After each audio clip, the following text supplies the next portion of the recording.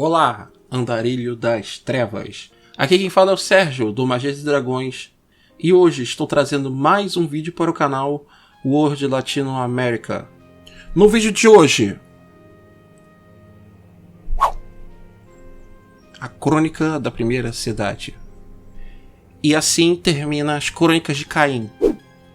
Bom galera, é o seguinte, antes de mais nada, curta o vídeo, compartilhe em seus grupos de Vampiro à Máscara, porque aqui vai as informações mais valiosas, provavelmente, do livro de Nod. Por quê? Porque aqui acontece a criação dos 13 clãs tradicionais do Vampiro à Máscara. Não aqueles que depois, como por exemplo os Tremere e os Giovannis, que são clãs oriundos de outros clãs, e sim os 13 tradicionais. Então vamos lá. No começo, logo depois do que acontece na Crônica da Velha, Caim se vê sozinho, como o único ser da espécie dele. E dentro dessa solidão dele, ele não resistiu ao fato de querer ter outros semelhantes próximos a ele. No livro de Nod, fica bem claro que esse sofrimento fez com que ele quisesse abraçar outros, e foi assim que ele começou o, entre aspas, reinado de escuridão, que trouxe todas essas quantidades de crias que estão por aí, ainda causando terror em todo mundo. Só que antes dele abraçar a primeira cria, Uriel foi até ele. E aqui eu vou falar as palavras de Uriel. Caim, apesar de você ser poderoso e marcado de Deus, conheça isto, que qualquer filho que você faça aguentará sua maldição, que qualquer de sua progenie entrará para sempre na terra de Nod, e o medo das chamas e do sol só beberá sangue e só comerá cinzas. E como eles levarão a semente do ciúme do pai deles, eles sempre conspirarão e lutarão entre si. Não condene estes netos de Adão que buscam trilhar o caminho honrado. Caim, fique seu abraço morto. Bom, aí Caim, né, que era descrito no livro de Nod como uma pessoa muito arrogante e teimosa, ele ignorou os recados de Uriel e abraçou Enoque, que foi a primeira cria de Caim. E a primeira cidade passou a ser chamada de Enoque justamente por causa desse filho, o primeiro filho dele, que era o filho mais amado de Sete. E quando eu falo Sete aqui, eu não estou falando do Sete, imperador do Egito, e o Sete, deus serpente do Egito Antigo. Eu estou falando de Sete, o Sete bíblico, o terceiro filho de Adão e Eva. Podem ser a mesma pessoa? Podem, mas há controvérsias, então é sempre bom deixar isso bem claro.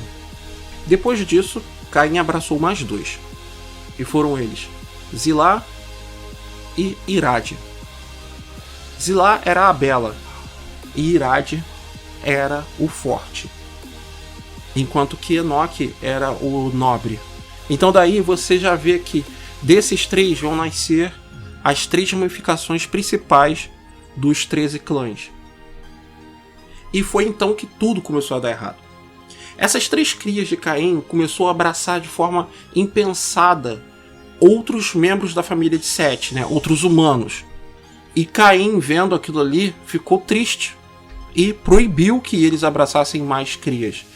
Desse momento em diante, não diz no livro de Nod o que aconteceu com essas crias especificamente.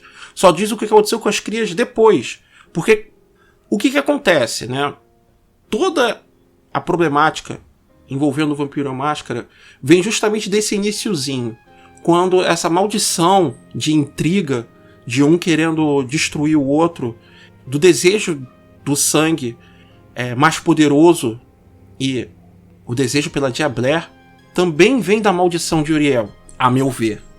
Claro.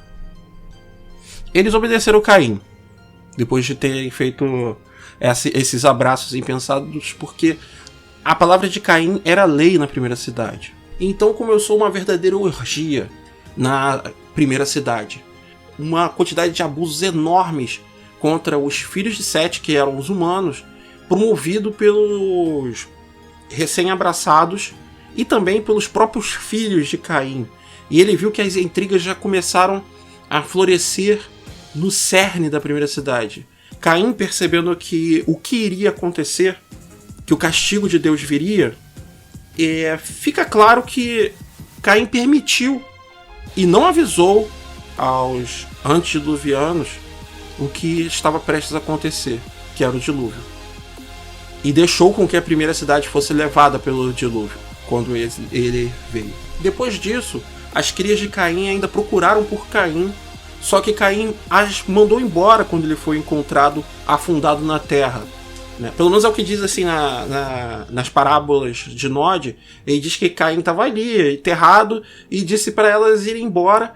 E as crias de Caim, os três, né, quiseram fazer outras crias e quiseram trazer novas regras. Mas foi inevitável que começasse uma guerra entre as crias, os antediluvianos, e os três filhos de Caim. E os antediluvianos derrotaram os três filhos de Caim e devoraram o seu corpo, cometendo a diablé contra os três primeiros filhos de Caim. E foi então que essas crias criaram a segunda cidade, um grande império criado a partir dos filhos de Noé e dos 13 antediluvianos, que agora eram clãs, que são eles: o clã da monarquia, os Venturi, o clã da besta, os Gangrel, o clã da lua, os Malkavian, o clã dos escondidos, os Nosferatus, o clã dos vagabundos, os Ravenos, o clã da rosa, o historiador, o clã noturno, os La Sombras, o clã da transformação, os Tizimice, o clã da serpente, os Setitas, o clã da morte, os Capadócios, o clã dos curandeiros, os Salubres, o clã da caça, os Assamita, e o clã instruído, os Bruhá. Nessa cidade, os antediluvianos eram adorados como deuses, e a progênie desses antediluvianos era a quarta geração de cainitas. E, temendo a Jihá, né, a profecia de Uriel, eles proibiram que a quarta geração tivessem filhos. E esse poder foi mantido apenas para os antediluvianos. Quando alguém de quarta geração criava algum membro, este membro era caçado e morto, e o vampiro criador também era morto. Aqui fica uma questão.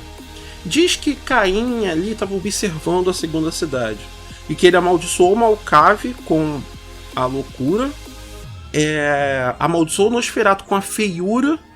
Dizem que isso foram maldições jogadas por Caim, e que outras maldições menores Caim foi jogando e criou-se ali os defeitos dos clãs, vamos dizer assim. A cidade, a segunda cidade, começou a passar por um processo de degradação moral muito grande.